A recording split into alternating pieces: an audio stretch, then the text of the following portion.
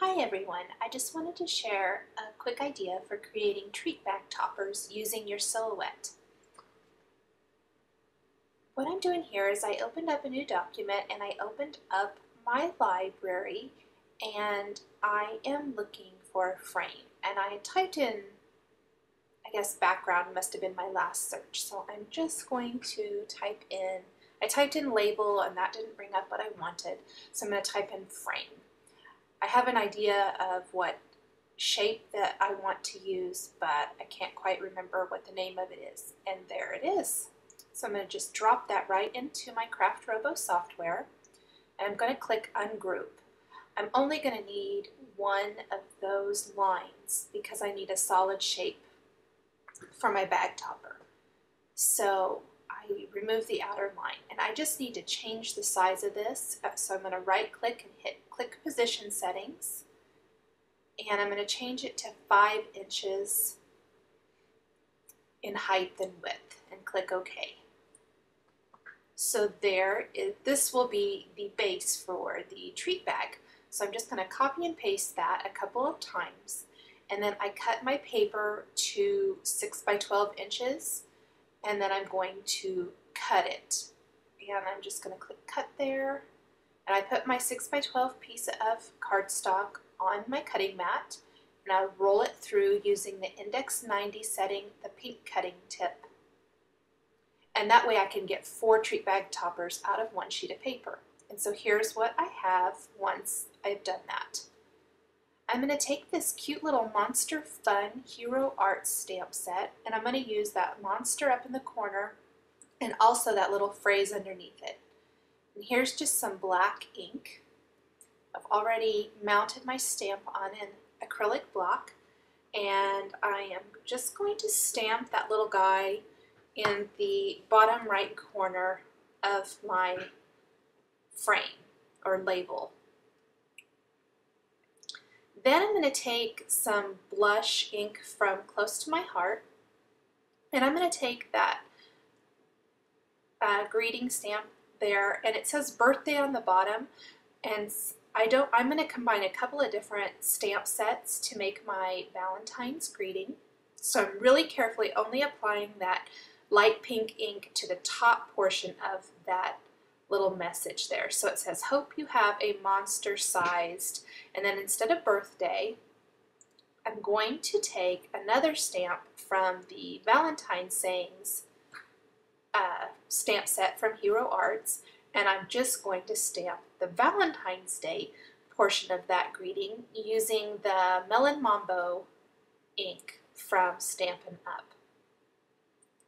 So I'm just real carefully, again, going to only ink part of that stamp. Make sure I get that good and inked up, and then I'll stamp that right below the hope you have a monster sized Valentine's Day. So that's just a fun way to customize your greeting to work for whatever holiday or event that you need it to work for. Then I'm just going to take this little mini Stampin' Up punch and stamp a little red heart out of some red cardstock and adhere it with a glue dot right above my greeting.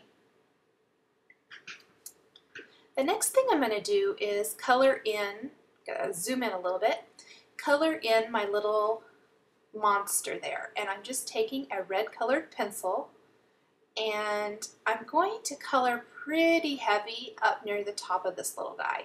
So I'm not being very careful or coloring very nice because I am going to blend this in once I'm done coloring. So I'm starting at the top with a lot heavier coloring, and then as I get towards the bottom I'm going to lighten up quite a bit just to help with the shading when I blend it with the Gamsol and the blending stub.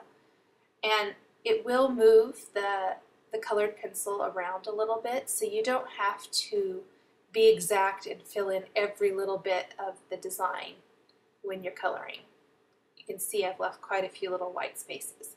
And here I'm just lightening up my coloring a little bit near the bottom. I'm going to go back over a little bit of that. fill in a little bit of his feet.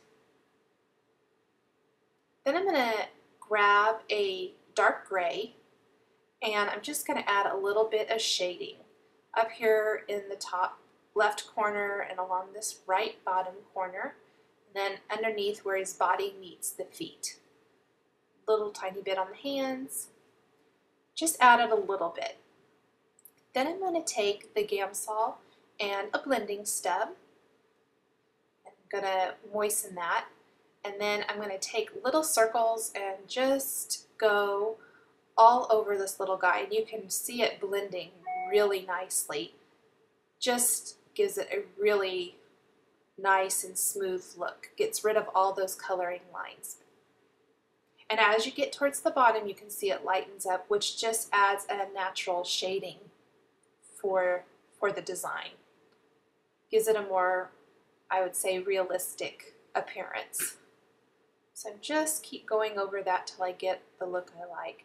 I usually like to go in circles like you see there. It just helps get rid of those lines.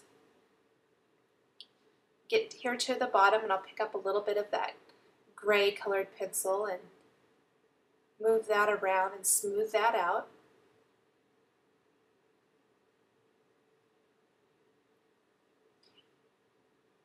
I'm going to color in his hands real quick.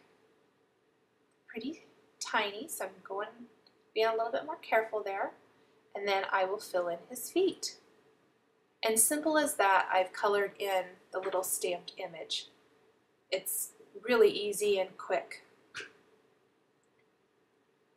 And it adds a really nice, fun touch to a stamped project. Blend that just a tiny bit more there.